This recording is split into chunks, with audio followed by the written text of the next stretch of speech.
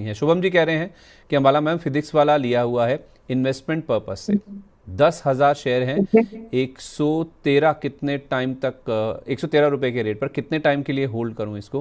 पहला सवाल इनका ये है। फिर इनका टीटी के प्रेस्टीज को लेकर भी सवाल है। पहले फिजिक्स वाला की बात कर लेते हैं। 113 पे लिया हुआ 10,000 शेयर हैं, कह रहे कब तक होल्ड किया जाए? जब देखिए, आपका होराइजन चाहे कितना भी बड़ा क्यों ना हो, आपका स्टॉप लॉस ऐसे काउंटर्स पर जहाँ पे वोलेटिलिटी ज्यादा हो, न्यू एज कंपनीज हो, जो भी आप इसको नाम देना चाहे, बट जो नए नेचर के बिजनेसेस होते हैं उन पर थोड़ी सावधानी आपको रखनी चाहिए as of now, rather because आपने लॉन्ग टर्म बात कर ली है तो समय स्टॉप लॉस मैं आपको बता सकती हूँ 96 का। मेरी रिकमेंडेशन, मैंने अपने मेंबर्स को ये रिकमेंड किया है। और 195 से 110 की रेंज पर हमने बाइक एक्यूमुलेशन सजेस्ट की है। वी आर सॉरी 100 से 110 की रेंज पर बाइंग एक्यूमुलेशन सजेस्ट की है। और स्टॉप लॉस जो अब हम यहाँ पर, अभी ज्यादा पुराना ट्रेड नहीं है, 2 दिन ही हुए हैं, तो स्टॉप लॉस जो मेंटेन करना है वो 96 का है। तो करंट प्राइस इज 106, आपका भाव है 113 पर, आप लॉन्ग टर्म की बात कर रहे हैं। इतना जल्दी सवाल आना इटसेल्फ एन इंडिकेशन कि आप लॉन्ग टर्म बोल रहे हैं, बट आपको उसके लिए थोड़ा और अपने आप को मजबूत करना है, क्योंकि छोटे से लॉस पर आपका सवाल आ गया है। तो पहली बात तो ये, ठीक है। और 96 का स्टॉप लॉस, चाहे आप कितना भी लॉन्ग टर्म बात क्यों ना कर रहे हो, 96 का स्टॉप लॉस है जो आपको फॉलो करना चाहिए। मैं आपके सवाल से भी ये बात बोल रही हूँ, सवाल के जवाब को समझते हो। रेंजिंग फ्रॉम 125 आपके 150 170 के टारगेट्स भी फिजिक्स वाला में आते हुए नजर आ रहे हैं, लेकिन स्टॉप लॉस से कॉम्प्रोमाइज नहीं करना।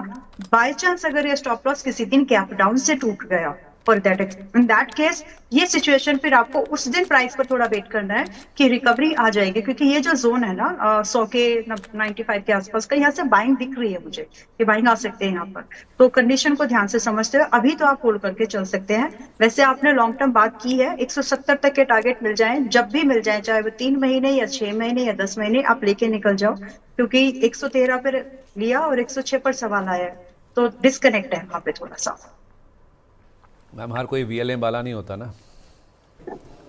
ऐसा नहीं है, मैं भी बहुत मतलब, अब देखिए, सेल्फ डाउट और डिसीजन पर डाउट। एक बात बोलूं, there is nothing, decision decision होता है जब आप डिसीजन ले रहे हैं, बाद में होता है वो सही है गलत। तो डिसीजन लो, जैसा भी है ले लो, और बाद में जो भी है उसको देखो फिर जैसा भी है, बिकॉज सही डिसीजन लेते समय मुझे नहीं पता ना कि यही जाएगा, तो ये ठीक है। किसी को नहीं पता। तो कोई भी ऐसे बोले ये मैंने सही डिसीजन लिया, भैया बाद में पता चलता है। तो मैं भी अपने स्टॉप लॉस लेती हूँ जहां पर लेना होता है, ऐसा नहीं है कि सभी स्टॉक्स में मूवमेंट होता है।